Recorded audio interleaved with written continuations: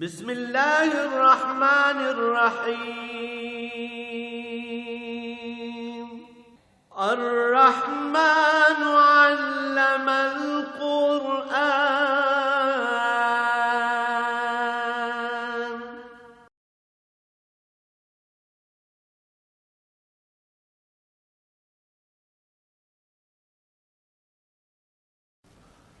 الحمد للہ رب العالمین والصلاة والسلام علی حبیبہ محمد وآلہ وصحبہ اجمعین اعوذ باللہ من الشیطان الرجیم بسم اللہ الرحمن الرحیم والنجم اذا ہوا ما ضل صاحبکم وما غوا وما ينطق عن الهوى ان هو الا وحی یوحی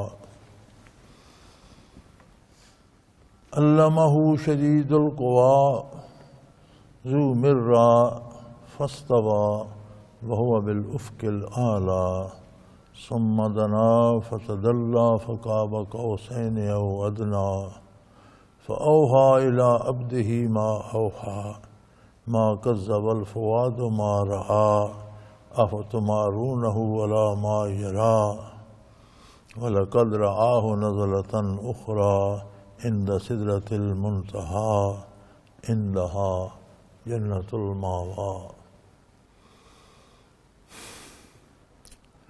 اللهم سبحانك لا علم لنا إلا ما علمتنا إنك أنت العليم الحكيم رب اشرح لي صدري ويسر لي أمري واحلل عقدة من لساني يفقهوا قولي رب زدني علما مولاي صل وسلم دائما أبدا على حبيبك خير الخلق كلهم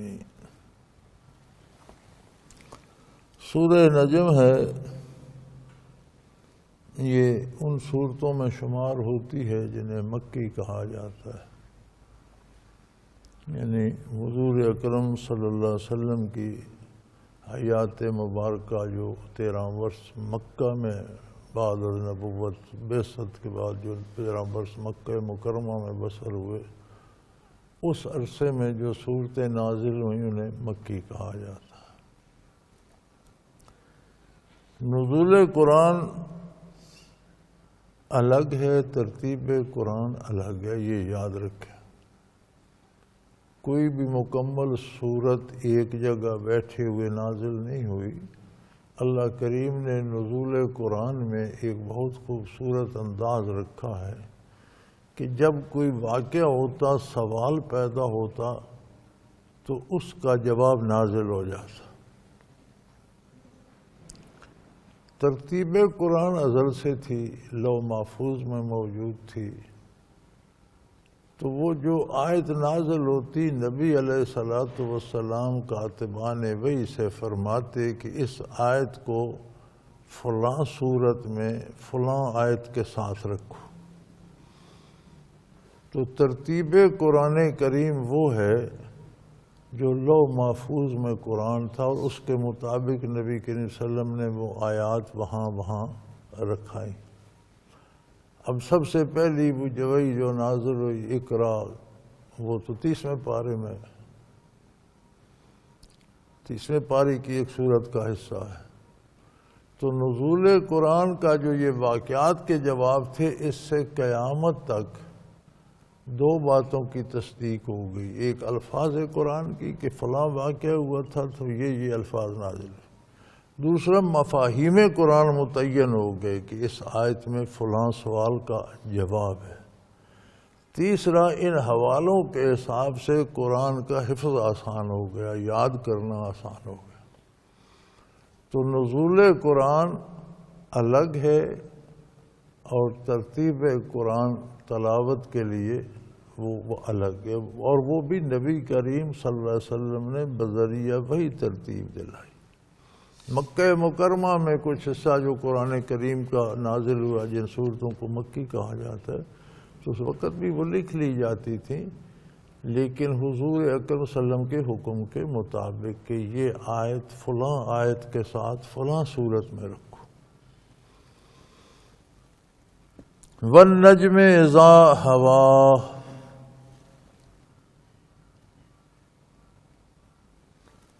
قسم ہے ستارے کی جب وہ غائب ہونے لگتا ہے، غروب ہونے لگتا ہے۔ پہلے عرض کر چکا ہوں کہ جس چیز کی قسم دی جاتی ہے اسے اس بات پہ گواہ بنایا جاتا ہے، جو بات آگے آ رہی ہے اس پر دلیل ہوتی ہے۔ ستارہ، ہر ایک ستارہ، کتنے ستارے ہیں، کتنے سیارے ہیں، ان کی تعداد اللہ کریم جانتے ہیں، کوئی نہیں جانتا، لیکن ہر ستارہ اپنے وقت پہ طلوع ہوتا ہے، اپنے وقت پہ غروب ہوتا ہے۔ کسی ستارے میں یہ جرت نہیں کہ میں طلوع ہو گیا وہ میں ہی رہوں گا، نہیں، وہ وقت پہ آتا ہے، اپنی ہر ستارہ اپنی ڈیوٹی کرتا ہے۔ ستاروں اور سیاروں سے زمین پر کیا کیا اثرات مرتب ہوتے ہیں، یہ بڑی لمبی بات ہے۔ ہر ستارہ، ہر سیارہ، اس کا طلوع و غروب، اس کی روشنی، اس کی کرنیں، اس کے اثرات زمین پر تبدیلیاں پیدا کرتے ہیں۔ سورج کو تو ہم جانتے ہیں نا کہ زمین پہ سورج سے رویدگی بھی ہوتی ہے، بھاپ بھی بنتی ہے، بادل بنتے ہیں، چیزیں پکتی بھی ہیں، چیزیں پیدا بھی، اگتی بھی ہیں، پیدا ہوتی ہیں۔ اسی طرح ہر ستارے کا ایک اثر زمین پہ آتا ہے، لیکن کسی ستارے میں یہ جرت نہیں کہ وہ اپنی مرضی سے آئے یا اپنی مرضی سے جائے۔ قانون فطرت کے ضابطے الہی کے پابند ہیں، اور ستارے کا غروب یہ بتا رہا ہے کہ وہ ضابطہ فطرت کے پابندی کر رہا ہے۔ کوئی بھی جو برسر عروج آ جائے، برسر اقتدار آ جائے، وہ جانا نہیں چاہتا، لیکن اگر وہ چلا جاتا ہے تو اس کا یہ جانا یہ بات بتاتا ہے کہ بات اس کے بس میں نہیں تھی، بات کسی اور ذات کے بس میں ہے۔ تو فرمایا یہ جو ستارے، جو روئے زمین کی آبادی، شادابی، بارشوں، بادلوں، موسموں کے آنے جانے، چیزوں کے اگنے، پکنے، پھلنے کا سبب بنتے ہیں، دیکھتے ہو ایک ایک ستارہ اپنے وقت پہ طلوع ہوتا ہے، اپنی رفتار، اپنے مقرر راستے پہ چلتا ہے۔ کتنے ستارے ہیں آسمان میں، شاید پورے آسمان پر اتنے ستارے بکھرے ہوئے نہ ہوں جتنے ایک کہکشاں میں ہوتے ہیں۔ سائنس کہتی ہے کہ ہم نے بہت سی کہکشائیں دریافت کی ہیں، 10 یا 12 یا 15، مجھے صحیح تعداد یاد نہیں، کتنی کہکشاؤں کے انکشاف کا دعویٰ رکھتے ہیں، میں نے پڑھا ہے، اب مجھے یاد نہیں، بہرحال اتنا ہی ہے۔ لیکن وہ کہتے ہیں کہ ایک بات ہمارے مشاہدے میں یہ آئی ہے کہ ایسی ہزاروں کہکشائیں ہیں جن تک ابھی ہماری رسائی نہیں، ہو سکتا ہے وہ لاکھوں میں ہو۔ تو یہ سارا نظام شمسی، اس کا ایک ایک ستارہ اس بات پہ گواہ ہے کہ اللہ کا نظام فول پروف ہے، اس میں کوئی کجی، کوئی کمی کہیں نہیں، ہر ایک چیز اپنے وقت پہ آتی ہے، اپنے وقت پہ چلی جاتی ہے، اپنے حصے کا کام کرتی ہے، اپنی ذمہ داری پوری کرتی ہے اور چلی جاتی ہے۔ ما ضل صاحبکم وما غوا، یہ نور نبوت، علوم نبوت، برکات نبوت، بعثت انبیاء، یہ بھی اسی نظام کا حصہ ہے۔ ہر نبی اپنے وقت پہ، اپنے موقع پر، اپنے زمین جس پر اس کی مقدر ہے مبعوث ہونا، جس قوم میں مقدر ہے اس کا مبعوث ہونا، اس میں اپنے وقت پر مبعوث ہوتا ہے، اور جو اللہ کریم نے کام ان کے وہ کر کے مکمل کر کے پھر دنیا سے تشریف لے جاتا. یہ مت سوچو ما ضل صاحبکم وما غوا، تمہارے صاحب کوئی بھٹکے نہیں ہیں نہ وہ بھولے ہیں. بڑی خوبصورت بات ہے. رسول اللہ صلی اللہ علیہ وآلہ آلہ وسلم کو اللہ نے صاحب کہا ہے اس آیہ مبارکہ میں، اور مخاطب انسانیت ہے. مزے کی بات یہ ہے کہ خطاب انسانیت کو ہے، صرف مسلمانوں کو نہیں. صاحب کہتے ہیں دوست کو یا ہم مجلس کو. ایک مجلس میں جو 2 4 10 بندے اکٹھے ہوتے ہیں انہیں ایک دوسرے کا صاحب کہتے ہیں، یا جو کسی کا دوست ہوتا ہے. مل کر بیٹھنا دوستی کی دلیل ہے. دوستی کیا ہوتی ہے؟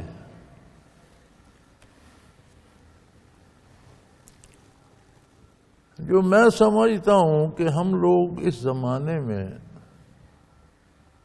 پرانے ہو چکے ہیں، جسے انگریزی میں کہتے ہیں نا آؤٹ ڈیٹڈ.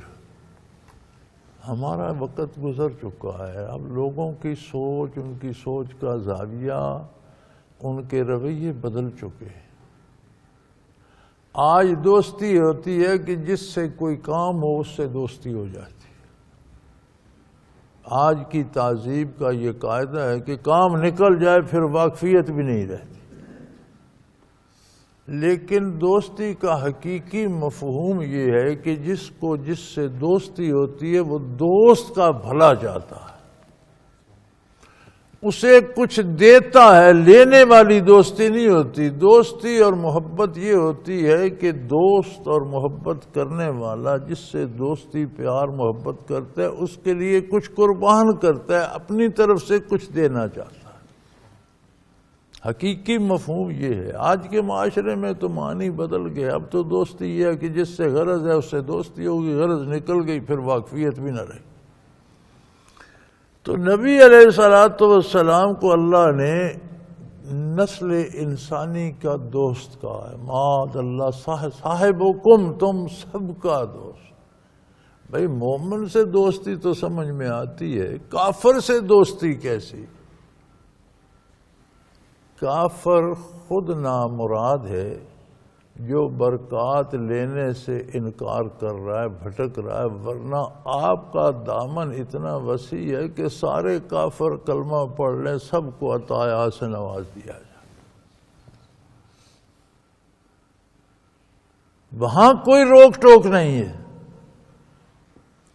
روئے زمین کا ہر فرد دائرۂ دوستی میں آ جائے تو حضور سب کے لیے دامن وسیع رکھتے ہیں.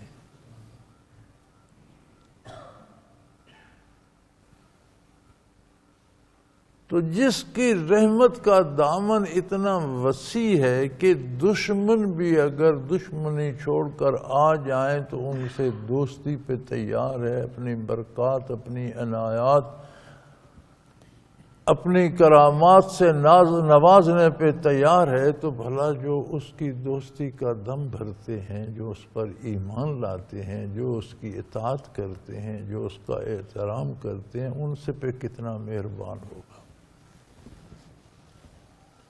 وہ خوب کہا تھا نا ایک فارسی شاعر نے، دوستاں را کجا کنی محروم، دوستاں را کجا کنی معروم، تو کے بعد دشمنہ نظرداری. فرمایا تیری رحمت، بخشش، محبت، دشمنی، دوستی دشمنوں کے لیے بھی اگر موجود ہے تو پھر تو دوستوں کو کیسے محروم رکھ سکتا ہے؟ تیری عطاؤں سے کیسے محروم رہے؟ دوستوں پر تو بے پناہ نوازشیں ہوں گی. جو دشمنوں کی بھی گنجائش جس نے رکھی ہے کہ دشمن بھی آ جائے تو اسے نوازا جائے، تو جو اس کے طالب یا دوست یا اطاعت گزار ہیں انہیں کیسے محروم رکھ سکتا ہے؟ دوستاں را کجا کنی محروم تو کے با دشمنہ نظر داری. تو فرمایا تمہارے دوست صاحبکم اللہ اللہ اللہ.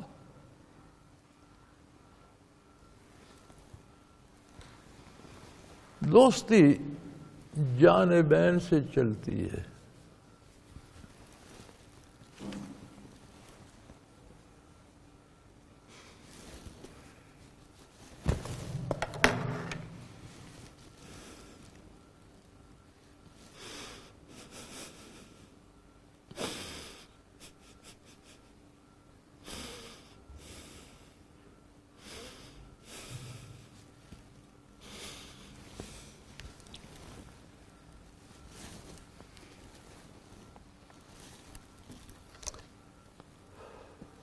دوستی دونوں طرف سے ہوتی ہے. ایک طرف آقا نامدار حضرت محمد الرسول اللہ صلی اللہ علیہ وسلم ہے، جن کی قرآن گواہی دے رہا ہے، اللہ شہادت دے رہا ہے، نہ ان سے کوئی نہ وہ غلطی کرتے ہیں نہ ان سے کوئی بھول ہوتی.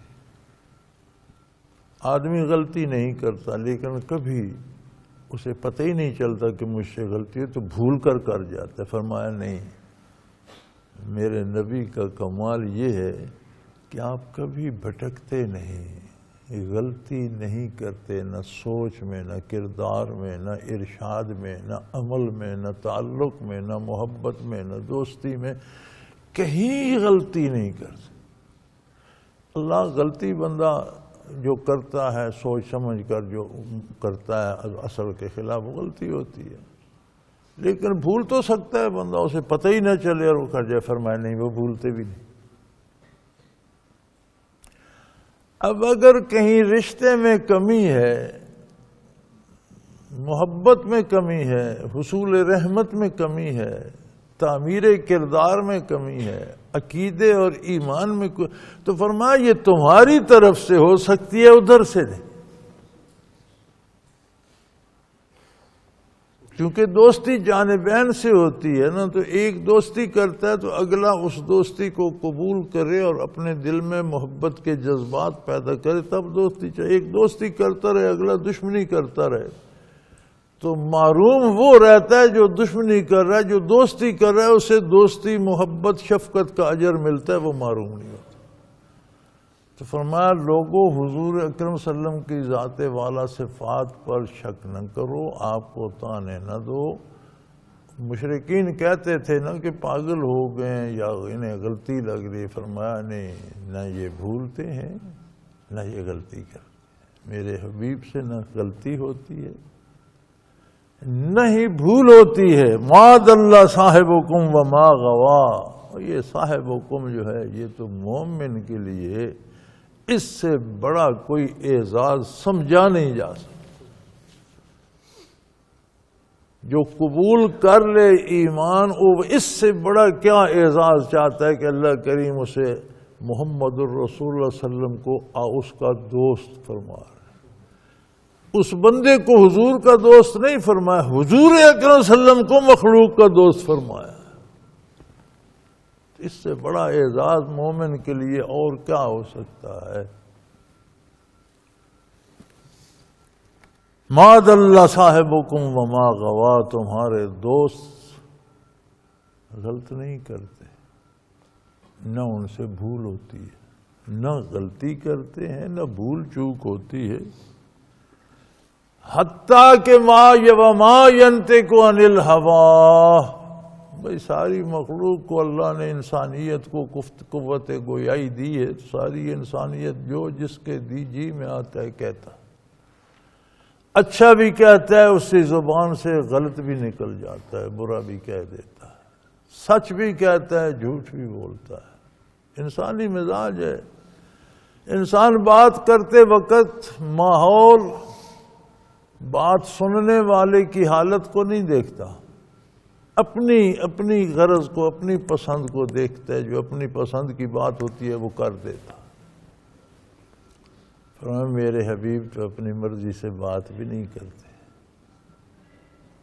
بھولنا یا عمل کرنا یا کردار میں غلطی لگنا تو دور کی بات ہے، کوئی لفظ نطق مبارک پر نہیں آتا جب تک وحی نہ کی جائے۔ ما ینطق عن الہوا، وہ تو اپنی پسند سے بات بھی نہیں کرتے۔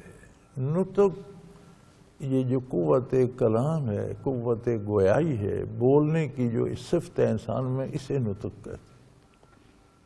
ما ینطق، یعنی کوئی لفظ، کوئی چوں چراں، کوئی سی، کوئی آواز جو زبان سے نکلے گی وہ نطق میں آ جائے گی۔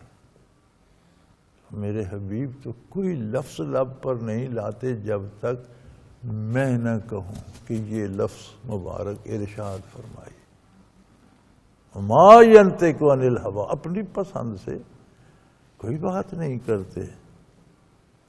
ان ہوا الا وحی یوحی، سوائے اس کے جو اللہ کی طرف سے آپ پر وحی آتی۔ بات دین کے معاملے میں ہو رہی ہے، کیونکہ تان تو دین پر ہوتا تھا نا، کہ دین میں آپ یا بھول گئے ہیں یا غلط جان بوجھ کر غلط کر رہے ہیں، اپنی طرف سے قرآن گھڑ لیا، اپنی طرف سے فرمایا دینی امور میں کسی چھوٹے سے چھوٹے کام سے لے کر بڑے سے بڑے کام تک حضور اپنی مرضی سے لبھائے مبارک کو جنبش بھی نہیں دیتے، زبان اطہر کو حرکت میں نہیں لاتے، حلقے اطہر سے آواز نہیں نکلتی جب تک اللہ کی وحی نہ آ جائے۔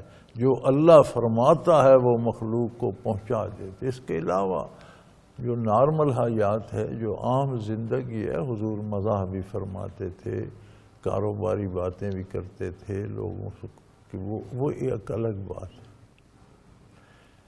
امور دینی میں چونکہ طنز تو کفار دین پہ، مذہب پہ کرتے تھے نا، یہ آپ نے گھڑ لیا، قرآن اپنی طرف سے لکھ لیا، یہ سجدے نمازیں اپنی طرف سے بنا لی، جنت دوزخ کی بات اپنی طرف سے گھڑ لی، قیامت کی بات بنا لی، مر گئے مٹی ہو گئے، خاک بکھر گئی تو کہاں زندہ ہوں۔ فرمایا یہ جو کچھ ہے یہ میں کہتا ہوں، اللہ کریم فرماتے ہیں یہ میرا ارشاد ہے۔ مخلوق میں استعداد نہیں ہے ہر بندے میں کہ وہ میرا کلام سنے اور برداشت کر سکے۔ یہ شان انبیاء میں ہوتی ہے، وہ کلام الہی سنتے ہیں، قبول کرتے ہیں۔ وہ تنزیہ، وہ پاکیزگی، وہ نفاست جو نبی کے وجود، نبی کے روح اطہر، نبی کے ذات مبارک میں ہوتی ہے، وہ ہر ایک میں نہیں ہوتی۔ یہ نور نبوت ہے جو کلام الہی کی سماعت کا اور برداشت کا اور حوصلہ رکھتا ہے۔ تو آپ صلی اللہ علیہ وسلم میری بات تم تک پہنچا رہے ہیں۔ یہ سارا دین جو ہے یہ بات میری ہے، پہنچا محمد الرسول اللہ۔ ما ینطق عن الہوا ان ہوا الا وحی یوحی، آپ لب مبارک کو حرکت نہیں دیتے، زبان اطہر پہ کوئی چیز نہیں آتی جب تک وحی نہ آ جائے۔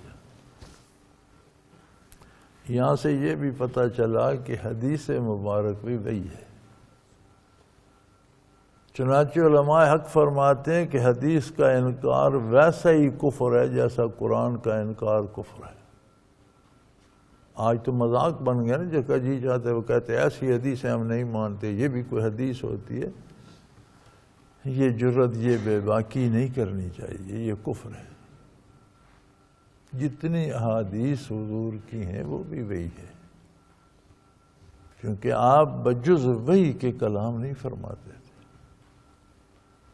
اور آپ صلی اللہ علیہ وسلم نے یہ تفریق کر دی کہ یہ قرآن ہے، اسے وحی مطلب کہتے ہیں، وہ وحی جس کی تلاوت کی جاتی ہے۔ آپ نے بتایا یہ قرآن ہے، تب لوگوں نے محفوظ کیا کہ یہ قرآن ہے۔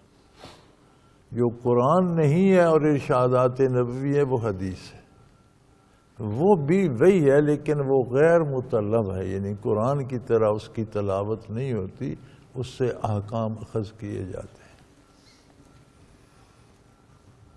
علمہ شدید القویٰ، یہ باتیں آپ کو کس نے پہنچائیں؟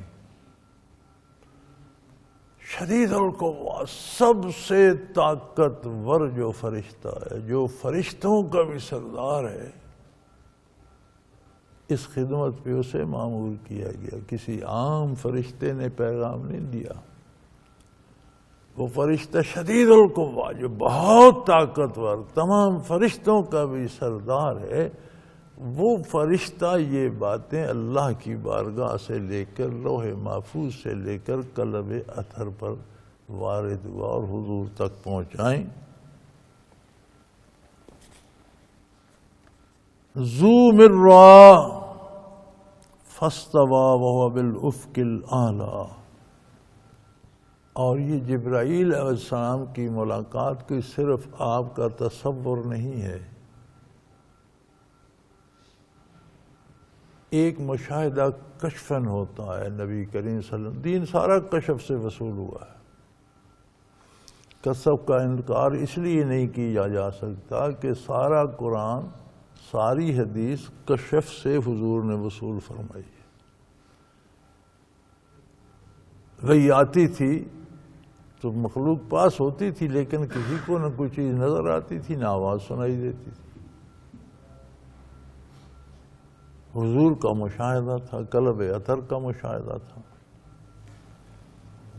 فرمایا اسی پر نہ رہو اے اہل باطل، تم کشف کی باریکیاں، نزاکتیں نہیں سمجھ سکتے. چلو کشفاً تو حضور نے ساری عمر دیکھا، لیکن آپ نے بارہا ظاہری چشم مبارک سے جبرائیل امین کو دیکھا. بات کشف تک کی نہیں ہے. اللہ اللہ اللہ.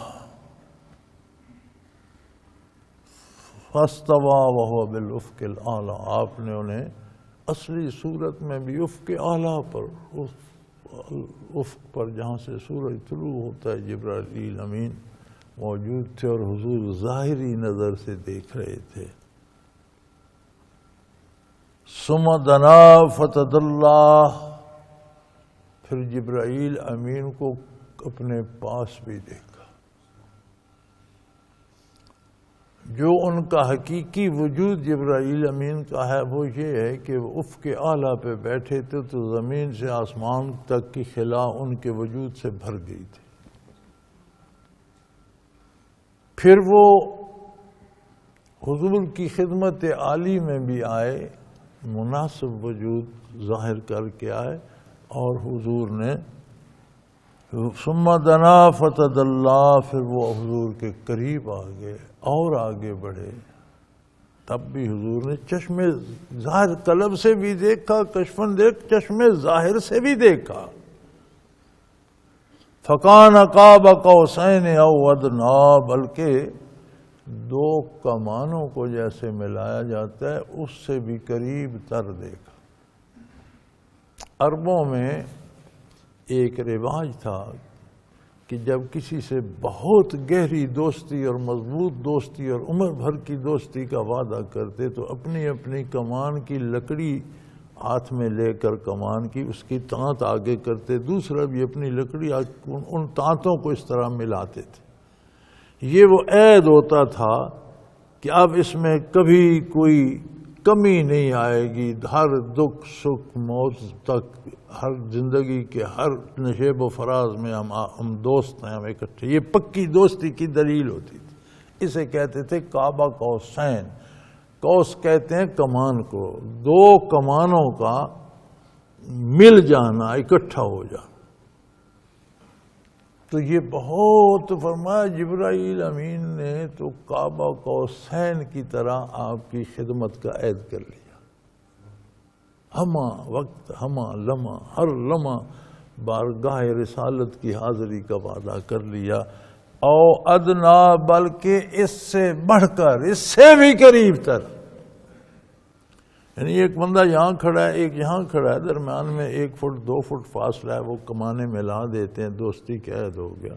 پھر بھی 2 فٹ فاصلہ تو ہے نا. فرمایا جبرائیل امین نے جو عہد آپ کی خدمت کا کیا ہے وہ اس طرف، اس میں کوئی فاصلہ، اس سے قریب ہے. حضور اکرم صلی اللہ علیہ وسلم کے ساتھ لگے ہوئے ہیں.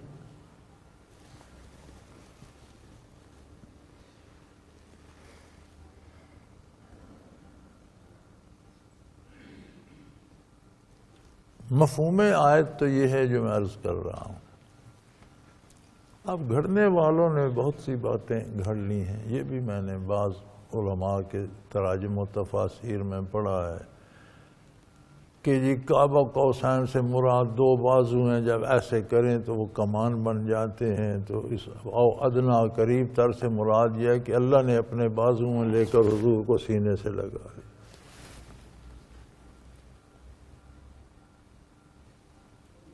بنانے والوں کا کیا ہے، کیا سے کیا بناتے رہتے ہیں، کیوں ایسی باتیں کرتے ہیں،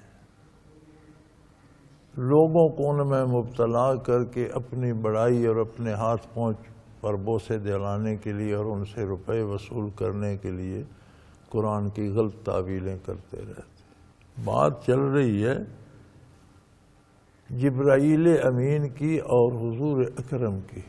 جبرائیل امین بھی مخلوق ہے، فرشتہ ہے، اور حضور کا خادم ہے مرتبے میں. تو فرمایا کفار یہ نہ سمجھیں کہ حضور نے امیجینیشن تصور میں جبرائیل کو دیکھ لیا، چونکہ کافر کشف کو نہیں سمجھتے. وہ سمجھتے ہیں کہ بندہ آج خود تصور کر لیتے ہیں، حالانکہ کشف اللہ کی طرف سے ہوتا ہے. پردہ ہٹا دیے جاتے ہیں، کشف کہتے ہیں کھولنے کو، پردے کھول دیے جاتے ہیں. فرمایا آپ صلی اللہ علیہ وسلم نے تو ظاہری آنکھوں سے بھی مشاہدہ فرمایا، بارہا مشاہدہ، اس طرح ان کے اصلی وجود کو بھی دیکھا جو افق اعلیٰ سے لے کر آسمانوں تک جس نے زمین و آسمان کو بھر دیا تھا، وہ بھی حضور نے ملاحظہ فرمایا. اور پھر قریب تر آ کر دنا فتح، بہت قریب آ کر بھی جبرائیل امین کو اپنے پاس کھڑے ہوئے بھی دیکھا. کعبہ قوسین بھی، پکا عہد و پیمان بھی غلامی کا اور نوکری کا جبرائیل امین نے کیا، بلکہ جتنا دوستی میں تم قریب ہوتے ہو اس سے زیادہ قریب، اس سے زیادہ مضبوط عہد، اس سے زیادہ پکا عہد ہوا. فَأَوْحَىٰ إِلَىٰ عَبْدِهِ مَا أَوْحَىٰ، پھر اللہ نے جو وحی چاہی علی عبدہ، اپنے بندے پر نازل فرمائی. یہ جبرائیل امین امین تھے وحی الہی کو لا کر حضور تک پہنچانے کے. اور حضور اکرم صلی اللہ علیہ وسلم کا اور جبرائیل امین کا تعلق کیسا تھا وہ پہلی آیات نے بتا دیا. اب وہ بارگاہ الہی سے جو ارشاد ہوتا وہ لا کر حضور کے قلب اثر پہ وارد کر دیتے. سو اس وحی کو مذاق نہ سمجھو، اس میں کوئی غلطی یا بھول چوک کی گنجائش نہیں ہے. جو کچھ میرے نبی فرماتے ہیں اس میں انہیں کوئی دھوکہ نہیں لگتا، نہ وہ اپنی طرف سے کچھ کہتے ہیں نہ انہیں کوئی وہ نطق یعنی قوت گویائی کو حرکت میں نہیں لاتے جب تک وحی الہی نہ ہو جائے. تو سارا دین وحی الہی ہے، اس میں کوئی بھول چوک، کوئی شبہ، کوئی غلطی، کوئی غلط فہمی نہیں ہے. اور پھر ما کذب الفؤاد ما رآ، پھر جو کچھ آپ نے ملاحظہ فرمایا، فواد دل میں جو لطیف ربانی ہے وہ مراد ہے. دل کو تو قلب کہہ دیتے ہیں نا، تو قلب میں ایک لطیف ربانی ہے جسے انگریزی میں سیٹل ہارٹ کہتے ہیں. اصل شے وہ قوت ہے دل کے اندر، اگر وہ نہ ہو تو باقی تو یہ پمپنگ مشین ہے، خون پمپ کرتی رہتی، اس کے علاوہ کسی کام کی. تو آپ کے اس فواد نے، اس لطیف ربانی نے، اس قلب کے اندر کی چیز نے، اس قلب کی حیات اور قلب کے ادراک نے اس بات میں کوئی انکار نہیں کیا جو وحی آئی، منو ان اسے قبول فرمایا. اور جو دیکھا اس میں بھی حضور کو کوئی غلطی نہیں لگی. یہ وحی پر بھی اس کا اطلاق ہو رہا ہے، اس کا اطلاق شب معراج کے سفر پہ بھی ہو رہا ہے کہ اگر حضور اکرم صلی اللہ علیہ وسلم کو جبرائیل امین لینے آئے تو آپ سے ملاقات ہوئی، آپ نے ظاہری آنکھوں سے بھی دیکھا، چشم ظاہر سے بھی ملاحظہ فرمایا، بیت المقدس میں تشریف لے گئے تو ظاہری آنکھ سے بھی، دل سے بھی، قلب اطہر سے بھی، ظاہری آنکھ سے بھی دیکھا۔ انبیاء کو نماز پڑھائی تو حضور کو پتہ تھا۔ آسمانوں پر تشریف لے گئے، بیت المعمور پر گئے، سدرۃ المنتہا تک گئے تو فرشتوں کو بھی دیکھا، حقائق کو بھی دیکھا، کہیں قلب اطہر میں کوئی ہلکا سا شبہ بھی نہیں آیا،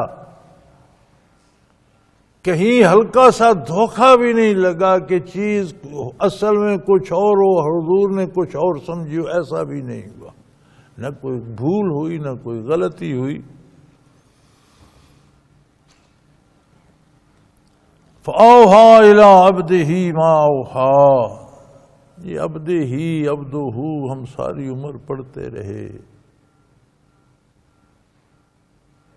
صدی کے قریب عمر گزار چکے ہیں، اس کی سمجھ نہیں آئی۔ اللہ کا بندہ اپنے بندے پر بندہ ہم کرتے، ہم نے عمر ضائع کر دی۔ الحمدللہ اب آ کر پتہ چلا کہ مقام عبدیت ایک منصب ہے۔ عبدیت انتہائی سلوک کا ایک بہت بڑا وسیع دائرہ ہے، اور پھر وہ دائرہ عبدیت جو ہے اس کے اندر کتنا فاصلہ ہے کہ وہ کبھی ختم نہیں ہوگا۔ انسان ہمیشہ زندہ رہے گا، ہمیشہ اس میں سفر کرتا رہے گا۔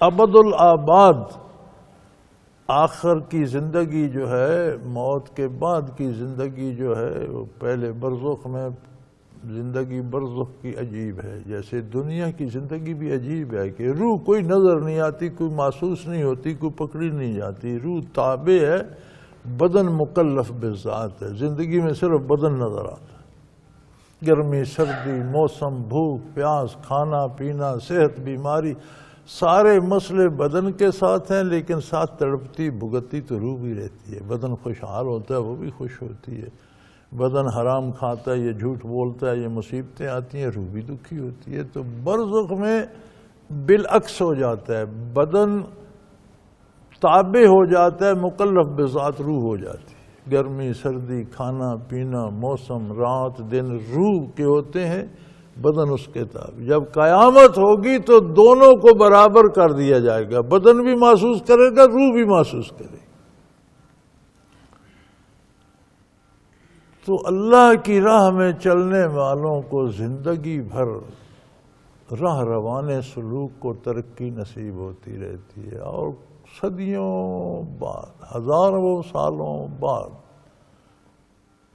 اگر کسی کو دائرہ عبدیت نصیب ہو، اس میں پھر اتنی وسعتیں ہیں کہ برزخ میں بھی چلتا رہے، جنت میں ہمیشہ رہے گا، ہمیشہ چلتا رہے، تو وہ ختم نہیں ہو۔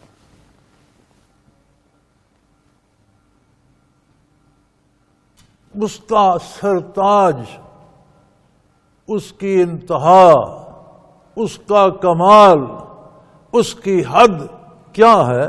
محمد الرسول۔ یہ معنی ہے فَأَوْحَىٰ إِلَىٰ عَبْدِهِ،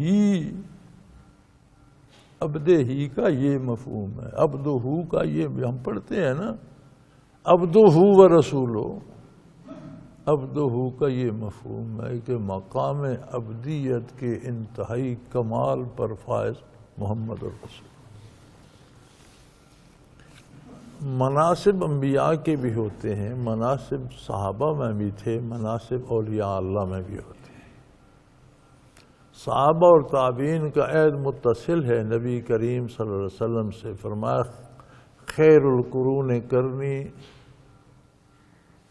سب سے بہتر زمانہ وہ ہے جس میں دار دنیا میں تشریف فرما، ثم الذین یلونہم، پھر وہ لوگ جو ایک عہد میرے بعد آئے گا، ثم الذین یلونہم، پھر تیسرا درجہ جو اس کے بعد، حضور کے بعد صحابہ اور تابعین کا مشترکہ عہد ہے۔ جب صحابہ ختم ہو گئے، تابعین کے ساتھ تبع تابعین بن گئے، صحابہ دنیا سے رخصت ہو گئے، تو وہ عہد جب تک تابعین میں سے کوئی زندہ رہا، وہ تابعین اور تبع تابعین کا، یہ 3 زمانے فرمایا افضل ترین زمانے ہیں، ان سے جو پہلے گزر چکے، ان سے بھی جو قیامت تک آئیں۔ تو انبیاء کا دائرہ سلوک اپنا ہے، غیر نبی کو نہیں سمجھ آتی۔ صحابہ اور تابعین کا دائرہ سلوک اپنا ہے، اور یا اللہ کا اپنا ہے، منازل کے نام ایک سے ہیں لیکن مناسب میں فرق ہے۔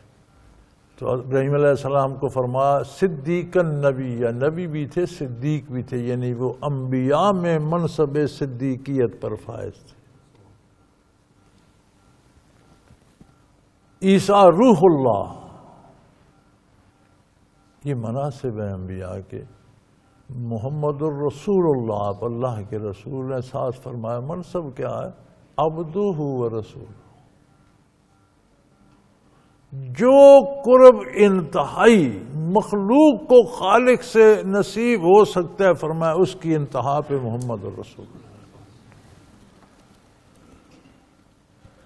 فَأَوْحَا إِلَىٰ عَبْدِهِ مَا أَوْحَا، پھر اپنے بندے پر وہی نازل فرمائی جو فرمائی۔ وہ تمہارا سے کیا، تم حضور سے پوچھو۔ اللہ فرماتا ہے میں تمہارے ساتھ یہ بات نہیں کر سکتا، یہ تو بات تمہارے ساتھ میرا حبیب کرے گا، میں نے اس سے بات کر دی ہے۔ تو شب معراج کے بارے بھی ہو تو فرمایا جن بلندیوں پر چاہا حضور کو لے گیا، نہ حضور کو کوئی دھوکہ لگا، نہ غلط فہمی ہوئی، ہر چیز جیسے تھی آپ نے ویسے دیکھی، ویسے سمجھی۔ انتہائی قرب جو مخلوق کو غالب سے نصیب ہو سکتا ہے وہ آپ صلی اللہ علیہ وسلم کو نصیب ہوا۔ اللہ کا ذاتی کلام قلب اطہر پہ وارد ہوا، اور پھر ما کذب الفؤاد ما رأى، پھر آپ کے قلب اطہر کو اس میں کوئی ایسی محسوس نہیں ہوئی کہ کسی بات کو قبول کرنے کی استعداد نہ ہو یا قبول نہ کر سکے، نہیں، منو ان جو ارشاد باری تھا قلب اطہر نے قبول کر لیا۔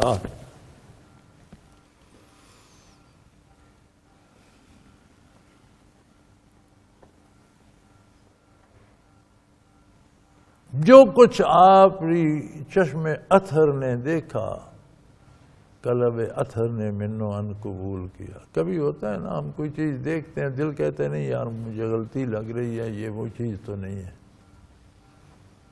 فرمایا حضور کا یہ عالم نہ تھا کہ چشم اطہر دیکھے اور دل کہے پتہ نہیں یہ ہے بھی ایسا، ہوتا بھی ہے کہ نہیں، یہ نہیں۔ فرمایا جس طرح آنکھ دیکھ کر یقین کر رہی تھی، قلب اطہر اس سے زیادہ مطمئن تھا اور اس حقیقت سے آشنا تھا۔ أَفَتُمَارُونَهُ عَلَىٰ مَا يَرَىٰ، تم نزول وحی پہ تو اعتراض کرتے تھے، فرشتے کی بات پہ تو اعتراض کرتے تھے کہ صرف آپ کی یہ خیالات ہیں آپ نے گھڑ لی، اب جو کچھ آپ نے چشم ظاہر بین سے بھی دیکھ لیا اس پہ بھی تمہیں اعتراض ہے۔ کہتے تھے ہمیں تو وحی کا پتہ کسی کو نہیں چلتا، آپ کہتے ہیں وحی آ گئی۔ ہمیں تو فرشتہ دکھائی نہیں دیتا، آپ کہتے ہیں یہ حکم آ گیا۔ وہ اب تو آپ نے فرشتے بھی دیکھے، آسمان بھی دیکھے، لوح محفوظ بھی دیکھی، جنت و دوزخ کا ملاحظہ بھی فرمایا، برزخ اور برزخ کے واقعات بھی دیکھے، اور معراج کے بعد آ کر بیان فرمائے جلالت باری تعالی بھی دیکھی، اور قرب کی حد ہو گئی، جہاں حضور پہنچے وہاں مخلوق میں سے دوسرا کوئی نہیں پہنچ سکتا۔ جتنا ممکن تھا ذات باری کے قریب ہونا اتنا حضور قریب، کوئی فاصلہ رہ نہ گیا۔ تو یہ سب کچھ حضور کے دل اطہر نے قبول کیا، چشم ظاہر نے دیکھا۔ اب جو کچھ حضور نے ظاہر آنکھ سے دیکھا ہے اس پر بھی تم اعتراض کرتے ہو۔ الا اللہ،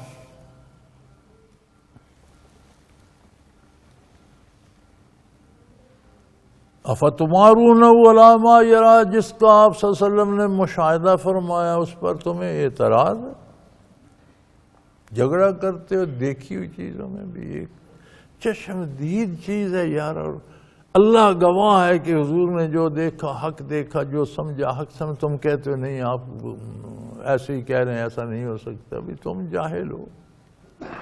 دیکھی ہوئی چیزوں پہ اعتراض کرتے ہو؟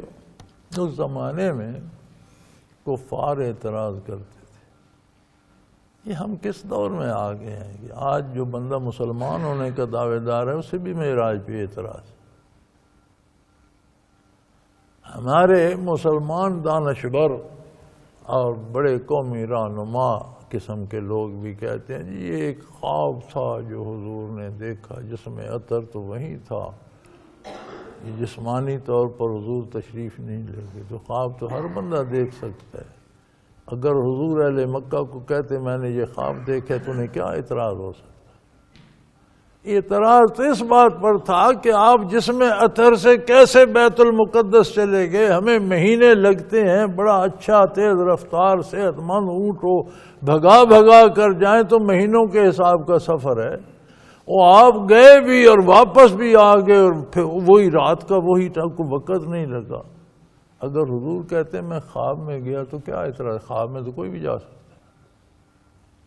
یہ تو مشرکین کو بھی علم تھا کہ حضور یہ دعویٰ کر رہے ہیں کہ میں جسم عطر کے سمیت بیت المقدس گیا، وجود عطر کے سمیت آسمانوں پر گیا، عرش اعلیٰ پر گیا، اس سے آگے گیا، وجود عطر سمیت جنت کو دیکھا، دوزخ کا ملاحظہ کیا، برزخ کا ملاحظہ فرمایا۔ وہ کہتے تھے یہ آسمانوں کی بات تو ہماری سمجھ سے باہر ہے، لیکن ہم زمینی فاصلے تو سمجھ سکتے ہیں۔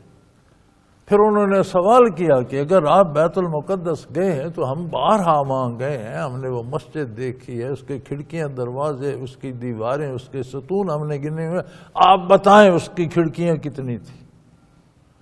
آپ یہ ارشاد فرمائیے اس میں دروازے کتنے تھے، کس کس سمت تھے، ستون کتنے ہیں، دیواریں کتنی ہیں، چھت کس قسم کی ہے، فرش کیسا ہے؟ اب ظاہر ہے حضور معراج پہ تشریف لے گئے، پتھر تھا جس پہ انبیاء پہلے بھی جن سے منسوب تھا، اور اس پتھر پر بعض انبیاء کو ذبح بھی کیا گیا، شہید بھی کیا گیا، وہ داغ خون کا اب تک باقی ہے۔ اس میں سوراخ ایک، اس کے ساتھ حضور نے براق باندھا، پھر مسجد میں تشریف لے گیا۔ اب حضور مسجد کی کھڑکیاں دروازے گنتے تو نہیں رہے تھے، آپ نے دو گانا پڑھایا، تمام انبیاء وہاں تشریف لائے، اور انبیاء روح مال جسد تشریف لائے۔ یہ کسی کو غلط فہمی نہیں رہے کہ صرف انبیاء کی روحیں آ گئی، نہیں، اولیاء کے وجود عالی روح سمیت جس طرح دنیا میں زندہ انسان ہوتا ہے اس طرح سارے نبی وہاں تشریف لائے۔ آپ نے 2 رکعت نماز پڑھائی اور آسمانوں کو روانہ ہو گئے۔ حضور کھڑکیاں، دروازے، روشن دان تو نہیں گنتے رہے، لیکن مشرکین نے کہا اگر آپ گئے ہیں تو آپ کو پتہ ہونے، تو حضور کا ارشاد ہے، حدیث شریف میں ملتا ہے کہ اللہ نے بیت المقدس میرے سامنے کر دی۔ وہ پوچھتے جاتے تھے، میں دیکھ دیکھ کر بتاتا، کھڑکیاں کتنی ہیں میں گن کے بتا دیتا اتنی ہے، ستون کتنے ہیں میں بتا دیتا اتنی۔ پھر انہوں نے یہ سوال بھی کیا، ہمارا ایک تجارتی قافلہ گیا ہوا تھا بیت المقدس، وہ کہاں ہے؟ اگر آپ بیت المقدس گئے تو راستے میں جو فرمایا میں نے دیکھا ہے، فلاں جگہ پر تھے، ان کا ایک اونٹ گم ہو گیا تھا، اس رنگ کا تھا، اسے تلاش کر رہے تھے، پھر وہ انہیں مل بھی گیا، اور اتنے 2 یا 4 دنوں بعد فلاں وقت وہ یہاں پہنچ جائیں گے۔ تو کافر یہ بھی انتظار کرتے رہے، وہ عین اس وقت پر قافلہ بھی پہنچ گیا۔ پھر ان سے پوچھا تو ان کا واقعی ہم اس منزل میں تھے اور ہمارا اونٹ گم گیا تھا، ہم وہاں سارا قافلہ روک کر اونٹ کو تلاش کر رہے۔ یہ سارے دلائل سننے کے بعد پھر انہوں نے کہہ دیا نہیں مانتے تو نہیں ہے، یہ کوئی جادو ہے۔ آج کلمہ پڑھنے والا، خود کو مسلمان کہلانے والا، عالم اور دانشور ہونے کا دعویٰ کرنے والا کہتا ہے یہ خواب ہی تھا، لا حول ولا قوت الا باللہ۔ یہ سب کچھ وجود اطہر، جسد اطہر کامل نبی کے ساتھ ہوا۔ نبی کون ہے؟ محمد الرسول اللہ۔ روح محمد نبی نہیں ہے، جسد محمد نبی نہیں ہے، روح مال جسد نبی ہے محمد۔ ایک ہستی جسے آپ محمد کہتے ہیں اس میں وجود بھی ہے، روح مبارک بھی ہے، تب وہ نبی ہے۔ یہی حیات انبیاء کی دلیل بھی بنتی ہے کہ موت کے بعد روح اطہر تو علیین میں اعلیٰ مقام پر تشریف لے گئی، وجود اطہر روض اطہر میں پڑے تو نبوت کس کے پاس ہے؟ روح نبی ہے تو پھر آپ کلمہ پڑھیں نا، محمد الرسول اللہ نہ پڑھیں، پھر پڑھیں روح محمد الرسول اللہ، ہم روح محمد کو رسول مانتے ہیں۔ اور اگر وجود کے پاس نبوت ہے تو پھر روح کا کیا کام؟ پھر کہیں جسد محمد الرسول اللہ، ہم حضور کے جسم کو نبی ایسا تو نہیں کہتے، کہتے ہیں محمد الرسول۔ محمد روح مال جسد ہستی کا نام ہے، زندہ حی و قیوم ہستی کا نام ہے۔ تو تمام انبیاء اپنی قبور میں دنیاوی زندگی سے بہتر زندگی کے ساتھ زندہ ہے۔ یہی عقیدہ ہے اہل سنت والجماعت کا اجماعی۔ ہر نبی اپنی قبر میں زندہ ہے، حیات ہے، جسم اور روح کی حیات کے ساتھ۔ صرف روح تو کافروں کے بھی زندہ ہیں، عذاب بھگت رہے ہیں۔ اگر صرف روح زندہ ہے تو وہ تو فرعون کی بھی زندہ ہے، اور اس پر صبح شام تازہ آگ جہنم کی بھیجی جاتی ہے۔ یوردون علیہا غدوا وعشیا، النار یوردون علیہا غدوا وعشیا، صبح شام جہنم کی تازے جھونکے بھیجے جاتے ہیں اس پر۔ تو انبیاء کی شان یہ ہے کہ روح مال جسد زندہ ہے۔ ہاں، ان کے صبح و شام، ان کے موسم، ان کی گرمی سردی، ان کے لباس، ان کا کھانا پینا برزخ کا ہے، اس دنیا کا نہیں ہے۔ اس دنیا میں ان پر موت وارد ہو چکی، انبیاء وفات پا چکے، لیکن انبیاء کی وفات حیات کو متاثر نہیں کرتی، جس طرح شہید کی موت اس کی زندگی کو متاثر نہیں کرتی۔ وَلَا تَقُولُوا لِمَن يُقْتَلُ فِي سَبِيلِ اللَّهِ أَمْوَاتٌ، اللہ کی راہ میں جو قتل ہو گئے، جن کے جسم کے پرخچے اڑ گئے، تلوار سے قتل ہوئے، گولی سے ہوئے، ایک گولا پھٹا اور جسم کے پرخچے اڑ گئے، اسے مردہ نہ کہو۔ مر تو گیا نا، اس کا جنازہ بھی پڑھا گیا، جسم کے ٹکڑوں کو دفن بھی کیا گیا، فرمایا نہیں، مرا نہیں ہے، بل احیان، وہ تو اس کی زندگی تو اور نکھر گئی اور مضبوط ہو گئی۔ یا اللہ، یہ کیسی زندگی ہے؟ بندے کا جنازہ بھی پڑا، دفن بھی کر، فرمایا انتم لا تشعرون، یہ انسانی عقل کی رسائی سے باہر کی بات ہے۔ تمہارے لیے یہ ایمان کافی ہے، یہ ایمان رکھو کہ وہ مرا نہیں۔ تو شہید کون ہوتا ہے؟ جو نبی کی اطاعت کرتے ہوئے مارا جائے، وہی شہید ہے نا۔ اب تو رواج ہو گیا نا، جو زندگی میں کلمہ نہیں پڑھتے، جو زندگی میں نماز نہیں پڑھتے، جن کے عقیدے کا جنہیں پتہ ہی نہیں، مارے سیاست میں جاتے ہیں، حصول اقتدار کی کوشش میں مارے جاتے ہیں، آپس کی دشمنیوں میں مارے جاتے ہیں، سیاسی چکل پش میں بورڈ لگ جاتا ہے شہید ہو گیا۔ زندگی میں اللہ کی توحید کی شہادت نہیں دیتے، محمد الرسول اللہ کی نبوت کی شہادت نہیں دیتے، مر کر شہید ہو جاتے ہیں۔ یہ رواجی شہید نہیں، اللہ ان شہیدوں کی بات کر رہا ہے جنہوں نے جانیں نچھاور کر دی انبیاء کے قدموں میں۔ فرمایا اور یار یہ مرے نہیں۔ اگر وہ لوگ جو نبی کی اطاعت میں جان دیتے ہیں وہ نہیں مرتے تو نبی خود مر جاتا ہے۔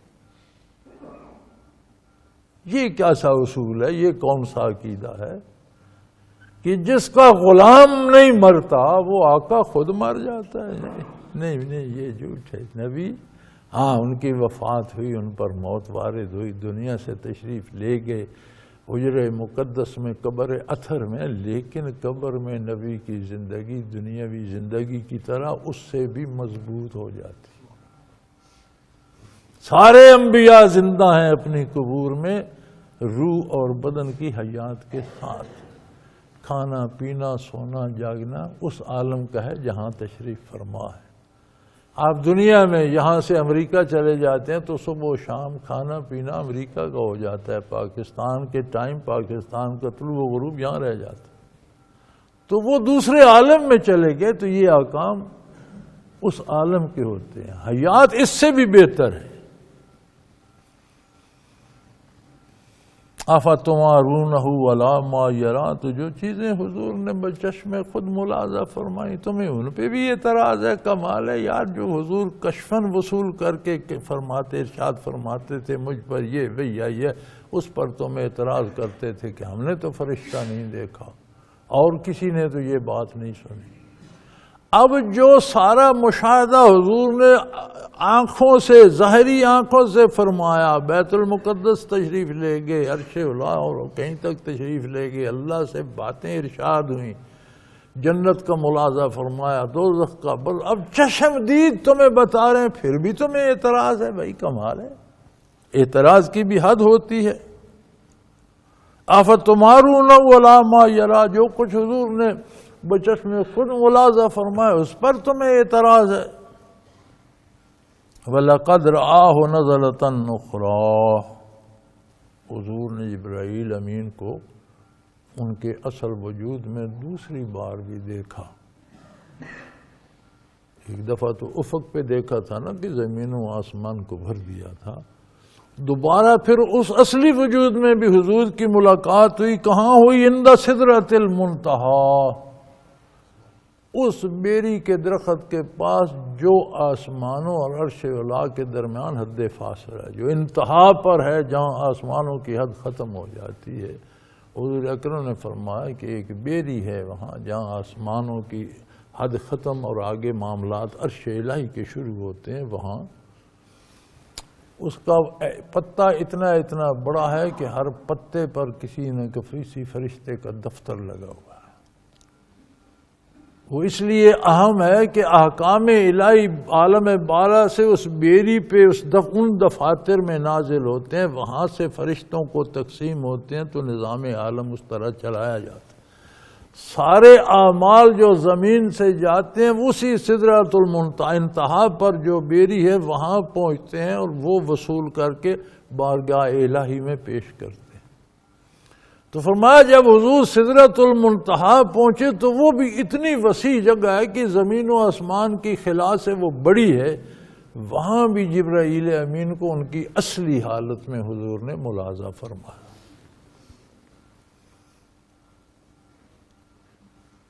اندہا جنت الماوا، رہنے بسنے والی جو جنت ہے وہ بھی سدرۃ المنتہی کے قریب ہے۔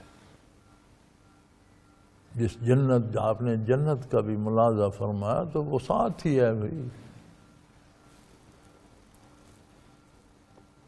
اندہا جنت الماوا، ساتھ ہی ہے جنت جو ہمیشہ رہنے کی، جس کی بات ہوتی ہے، جس کی نعمتیں اللہ فرماتے ہیں، وہ قریب ہی ہے، سدرۃ المنتہی کے ساتھ ہی ہے۔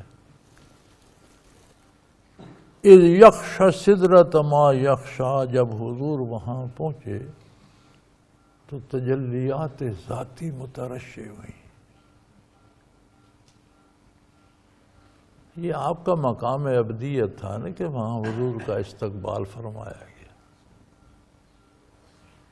اللہ تو ہر جگہ ہر وقت موجود ہے، لیکن قرب الہی کے مدارج ہیں۔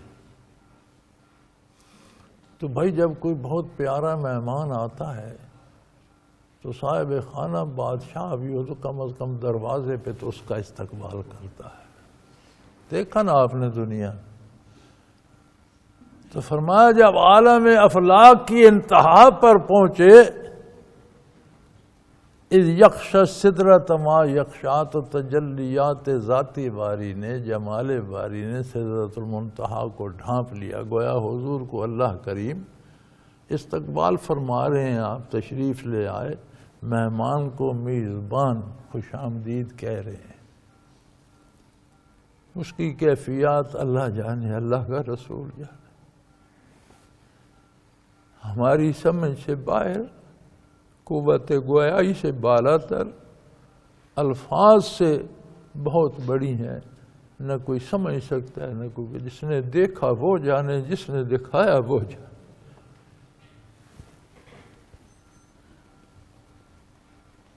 اذ یغشی السدرۃ ما یغشی، جب اس بیری کو ان تجلیات نے ڈھانپ لیا جنہوں نے ڈھانپا تھا۔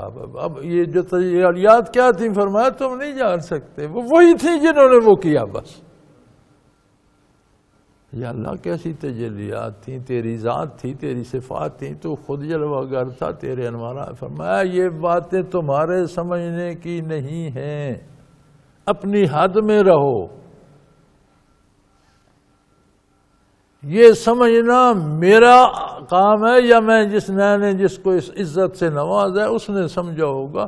تم یہ سن لو کہ وہاں تجلیات باری چھا گئی. اور ما زاغ البصر وما طغى، جب وہ تجلیات چھا گئیں تو حضور کی نگاہ مبارک نہ تو اس سے ہٹی. ہوتا ہے نا کہ آنکھ چندی آ گئی، آنکھیں بند کر رہی، روشنی ہو گئی آنکھیں بند ہو گئی، یار بہت اتنی روشنی چندی آ گئی. نہیں، آنکھیں چندی آئی نہیں حضور کی. حضور نے دیکھا، بچشمے وجود ملاحظہ فرمایا. وما طغى، نہ آپ کی نگاہ اتر حد سے بڑی.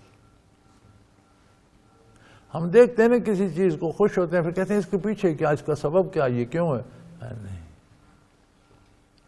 میں نے اپنا جمال جہاں آرا دکھایا، میرے محبوب نے دیکھا. نہ وہ گھبرائے، نہ انہیں کوئی جستجو ہوئی، نہ ان کی نگاہ ہٹی، نہ حد سے بڑی.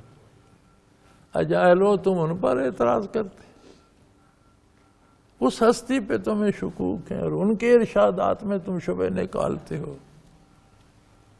ما زاغ البصر وما طغى، آپ کی نگاہ نہ جھپکی نہ حد سے بڑی. لقد رأى من آیات ربہ الکبریٰ، انہوں نے اپنے پروردگار کے، بہت عظمت والے پروردگار کے بے شمار عجائبات دیکھے. اور جو انہوں نے ارشاد فرما دیے صلی اللہ علیہ وآلہ وسلم، وہ تو چند باتیں تھیں جو ہماری سمجھ میں آ گئیں. نمازیں فرض ہو گئی ہیں ہماری سمجھ. اب نمازیں کیسے فرض ہوئیں؟ کلام میں لذت کلام کیا تھی؟ حضور جب اللہ سے کلام فرما رہے تھے نظر کیا آ رہا تھا؟ تجلیات نظر آ رہی تھیں، یہ ذات باری نظر آ رہی. کلام کیسے ہو رہا تھا؟ یہ تمہارے سمجھنے کی بات نہیں ہے. تمہارے سمجھنے کی یہ بات ہے کہ وہاں 5 نمازوں کا تحفہ ملا. 50 نمازیں اللہ نے فرمایا رات دن میں فرض ہیں امت پر آپ کی. قبول کر کے واپس کا ارادہ کیا. موسیٰ علیہ السلام سے ملاقات انہوں نے کیا، یا رسول اللہ واپس جائیے، عرض کیجئے اللہ کریم کچھ کم کر دے. میری امت پر 2 نمازیں فرض تھیں، وہ انہیں پڑھنی مشکل ہو گئی تھی تو لوگ چھوڑ گئے تھے. آپ گئے 10 کم ہو گئے، 40 رہ گئے. واپسی پہ موسیٰ علیہ السلام پھر عرض کی حضور واپس جائیے. پھر گئے 30 رہ گئیں، پھر گئے 20 رہ گئیں، پھر گئے 10 رہ گئے، پھر گئے 5 رہ گئیں. جب 5 رہ گئیں تو اللہ نے فرمایا اپنی امت سے کہو 5 نمازیں پڑھے، میں انہیں درجہ 50 کا دوں. جو فرض کی گئی ہیں ثواب ان کا ملے گا، جو رعایت کر کے 5 کر دی گئے پڑھے 5 درجات 50 کے دوں گا. موسیٰ علیہ السلام نے پھر عرض کی یا رسول اللہ واپس جائیے 5 زیادہ ہیں. آپ نے فرمایا مجھے شرم آتی، مجھے فرمایا گیا ہے کہ میں 5 کا اجر 50 کا دوں گا. اب مجھے حیا آتی ہے، میں واپس نہیں جاتا.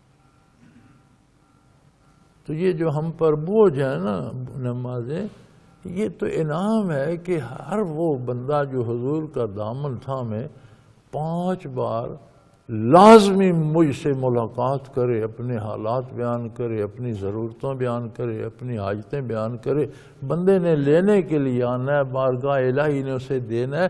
یہ اعزاز ہے مومن کا کہ دن میں 5 مرتبہ ذاتی طور پر جا کر کہ یا اللہ یہ مصیبت ہے، یہ دکھ ہے، یہ چاہیے، یہ نہیں چاہیے. وہاں مانگتے ہیں نا، کچھ دیتے تو نہیں ہے. تو 5 دفعہ اعزاز ہے مومن کا کہ اللہ نے اسے کہا اگر میری ملاقات کو نہیں آؤ گی تو میں ناراض ہو جاؤں گا. کمال ہے. ہمارا دعویٰ ایمان بھی ہے، ہم ملاقات کے لیے حاضر بھی نہیں ہوتے، کہتے ہیں ناراض ہوتا ہے تو ہوتا رہے. یہ کون سا اسلام ہے؟ کون سی مسلمانی ہے یہ؟ ما زاغ البصر وما طغى لقد رأى من آیات ربہ الکبریٰ. بڑے عجائب بات اپنے پروردگار کے حضور نے دیکھے. تمہیں تمہاری عقل کے مطابق بتایا کہ برزخ میں یہ ہو رہا تھا، جنت میں یہ ہو رہا تھا، جنت میں یہ نعمتیں تھیں. ایسے تمہاری عقل جو کچھ حضور نے دیکھا وہ تمہاری عقلیں نہیں سنبھال سکیں، وہ بہت بڑی بات تھی۔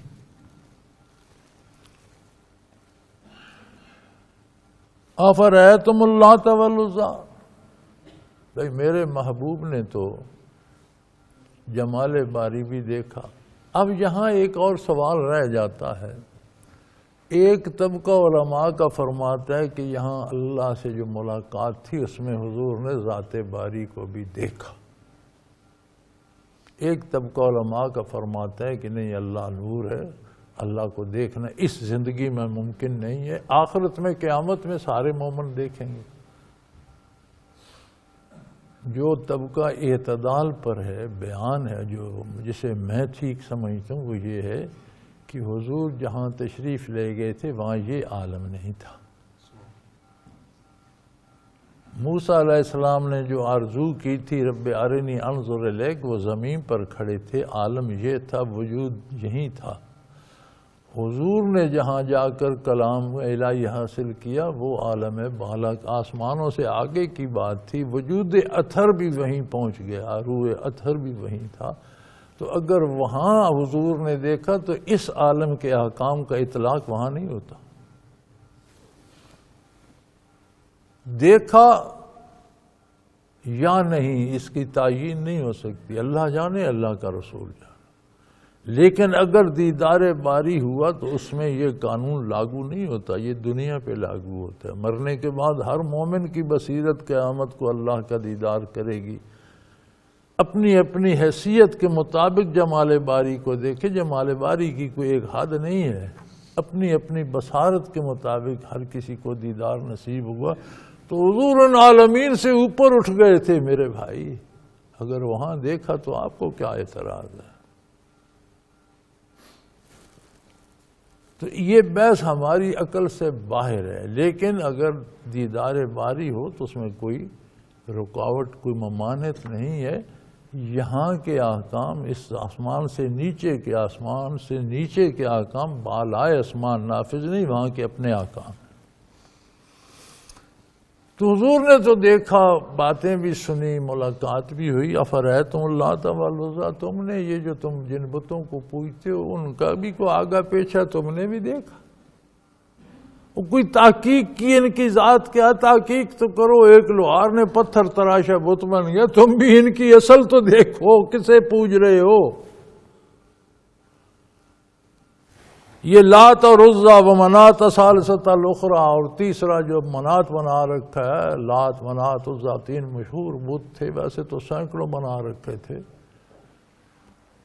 تو فرمایا ان کا کوئی اصل، ان کی اللہ کی ذات، اس کی صفات کا حضور نے مشاہدہ فرمایا، ذات باری کی حضوری نصیب ہوئی، جنت و دوزخ برزخ سب کا ملازمہ۔ تم نے ان کی حقیقت جانی، تلاش تو کرو ان کی اصل کیا ہے۔ ایک پتھر کا ٹکڑا تھا، کسی لوہار درخان نے اسے چھینیوں تھوڑوں سے تراش کر بت بنا دیا، تم اس کو پروردگار سمجھے بیٹھے ہو،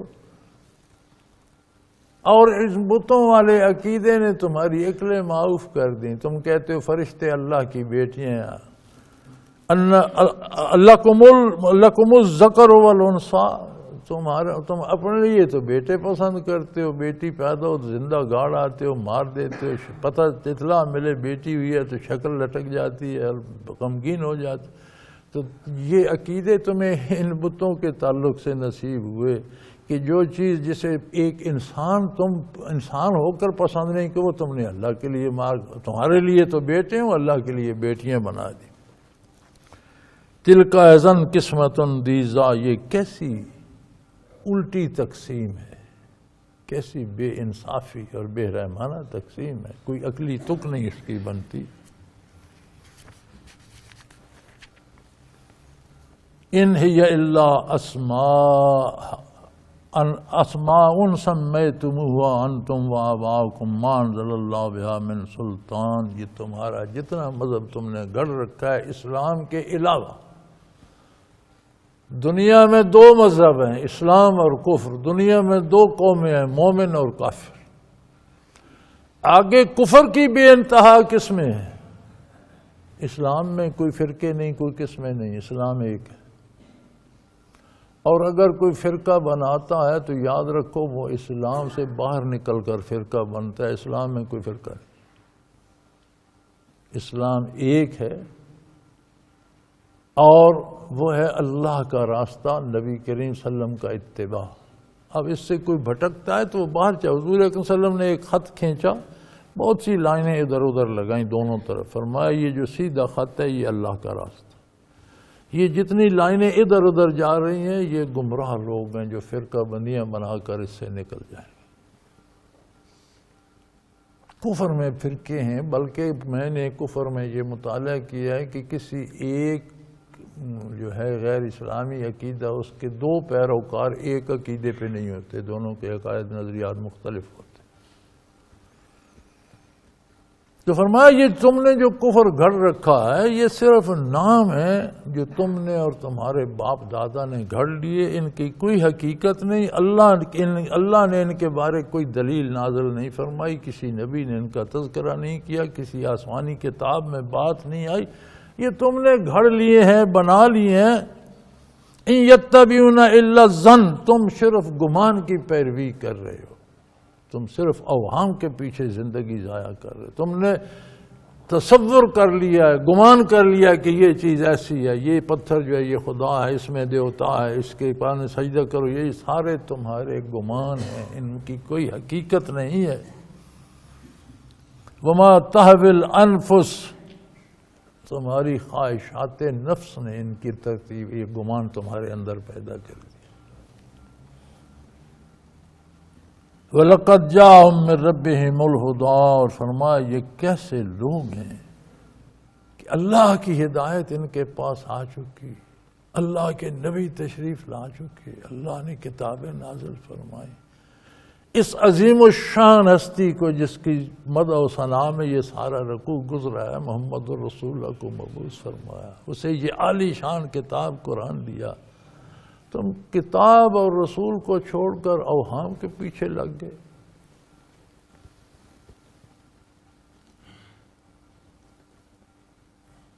قَدْ جَاءَهُم مِّن رَّبِّهِمُ الْهُدَىٰ، ان کے پروردگار کی طرف سے ان کے لیے ہدایت آ چکی۔ ام للانسان ما تمنا، تم کیا سمجھتے ہو کہ جو انسان خواہش کرتے ہیں نظام کائنات اس کے مطابق ہو جائے؟ وہ انسان کیسے فیصلہ کر سکتا ہے کہ سورج کی گرمی کتنی ہو، بادل کی ٹھنڈک کتنی ہو، کہاں کتنا پانی چاہیے، تو انسان کتنے دن رہے گا؟ اس کے پاس تو تھوڑا سا وقت ہے، بچپن لڑکپن میں ضائع ہو گیا، باقی بڑھاپا کھا جائے گا۔ تو اس کے پاس تو 15-20 سال کا موقع، جس میں آدھا تو راتیں ہیں وہ سوتے گزر گئیں، تو پھر اسے بھی آدھا کر لو تو 10-12 سال رہ گئے۔ تو یہ 10-12 سال میں نظام کائنات میں کیا ترتیبیں دے گا؟ یہ انسانی خواہشات کے مطابق نظام کائنات نہیں ڈھل سکتا۔ فَلِلَّهِ الْآخِرَةُ وَالْأُولَىٰ، سب کام کی ابتدا و انتہا اس کے حکم کے مطابق، سب کچھ اللہ کے لیے ہے جس نے نظام کو پیدا کیا۔ یہ شکوہ بے جا، ہم کہتے ہیں جی نہیں بڑی طبیعت خراب ہے، جی بس دیکھو بارش ہو گئی، بڑی سردی ہو گئی، کیچڑ ہو گیا، سیلاب آ گیا۔ ارے بھائی سیلاب آ گیا تو اللہ نے تمہیں شعور دیا ہے، نظام دیا ہے، حکومتیں دی ہیں، دولت دی ہے، سیلاب سے بچاؤ کا انتظام کرتے۔ سیلاب کو آنے سے تو تم نہیں روک سکتے، اللہ نے تمہیں شعور بھی، عقل بھی دی ہے، قوت بھی دی ہے، دولت بھی دی ہے، تو اس سے بچنے کے اہتمام کرتے۔ اب تم یہ سوچتے ہو کہ سیلاب ہی نہ، وہ تو آئے گا اپنے وقت، وہ تو اللہ کا فیصلہ ہے، تمہیں بچاؤ کی توفیق تو دی ہے نا۔ اگر تم بےایمانی اور بدماشی سے پیسے کھا جاتے ہو اور لوگوں پہ خرچ نہیں کرتے تو یہ پھر حساب ہوگا، آ جاؤ گے۔ وہ کہتے ہو جی وہ دیکھو اب سورج اتنا جلدی نکلا، رات اتنی لمبی ہوگی، دیتے اتنا، یہ فیصلے تمہارے نہیں ہیں، یہ اس کے فیصلے ہیں، تکوینی امور انسانی مشوروں پہ نہیں ہے، اس کی ذات کے فیصلے۔ اپنے آپ کو ان فیصلوں کے مطابق کر کے اپنی انسانی ذمہ داریاں پوری کرو۔ آخر دعوانا ان الحمدللہ رب العالمین۔ اللہ اللہ اللہ اللہ اللہ اللہ اللہ اللہ۔ حضرت امیر محمد اکرم آوان مد ذلہ العالی دارالعرفان منارہ ضلع چکوال میں سالہ سال سے قرآن و حدیث کے اوپر خطابات کر رہے ہیں اور سلسلہ نقشبندیہ اویسیہ کے مطابق لوگوں کو ذکر الہی کی تربیت دے رہے ہیں۔ وہ قرآن پاک کی تفسیر ترتیب وار بیان کر رہے ہیں۔ تفسیر قرآن کو وہ موجودہ ملکی اور بین الاقوامی حالات کے مطابق بیان کرتے ہیں۔ موٹر وے سے کلر کہار کے انٹرچینج سے نکلتے ہوئے کلر کہار کی جھیل سے ہوتے ہوئے میانی، بوچھال اور نور پور سے گزرتے ہوئے دارالعرفان منارہ پہنچ سکتے ہیں۔ حضرت امیر محمد اکرم آوان نے بچیوں اور بچوں کی دینی اور دنیاوی تعلیم کے لیے سقارہ اکیڈمی کے نام سے ایک درسگاہ بھی قائم کی ہے، جس کا افتتاح ملک پاکستان کے صدر جنرل محمد ضیاء الحق نے اپنے دست مبارک سے کیا تھا۔ وہ تمام احباب جو اسلام کی طلب رکھتے ہیں ان سے گزارش ہے کہ دارالعرفان منارہ ضلع چکوال میں امیر محمد اکرم آوان صاحب کے خطابات سے مستفید ہوں۔ وہ ہر جمعے کو نماز سے پہلے بیان فرماتے ہیں۔ ہر ماہ کی پہلی اتوار کو ماہانہ اجتماع ہوتا ہے جس میں آپ خصوصی خطاب فرماتے ہیں اور پاکستان کے چاروں صوبوں سے احباب اس اجتماع میں شرکت کرتے ہیں۔ اس کے علاوہ یہاں سال میں 2 مرکزی اجتماعات بھی ہوتے ہیں، ایک رمضان المبارک میں اعتکاف کا اجتماع اور دوسرا جولائی اور اگست میں 40 دن کا اجتماع ہوتا ہے جس میں روحانی تربیت کی جاتی ہے۔ اپنا خون سیماب دے کر اتنا ہم کر جائیں گے، نام آقا کا چمن میں پھر رقم کر جائیں گے۔